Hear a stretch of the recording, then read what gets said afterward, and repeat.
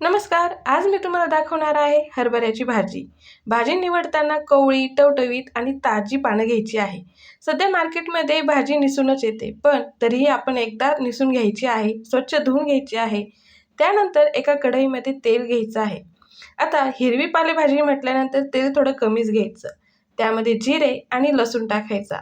4-5 हिरव्या मिरच्या बारीक चिरून टाकायचा. थोडासा हिंग आणि यामध्ये आपण धुवून घेतलेली भाजी टाकायची. भाजीला पाण्याची गरज पडत नाही. चवीनुसार मीठ टाकून छान वाफवून घ्यायची आहे. भाजी कवळी असल्यामुळे तिचंच थोडंसं पाणी सुटतं. ते पूर्णपैकी जिरून द्यायचं आहे, आटून द्यायचं आहे. त्यानंतर तीळ टाकायची. तीळ आता हिवाळ्याच्या दिवसात आपण तर खातोच. नसेल टाकायची तर नका टाकू. मग काय, भाजी तयार आहे. रेसिपी कशी वाटली नक्की सांगा. व्हिडिओ आवडल्यास लाईक करा, शेअर करा आणि हो, माझा चॅनल सबस्क्राईब करा. पुन्हा भेटूया अशाच एका थंडीमधल्या स्पेशल भाजीसोबत.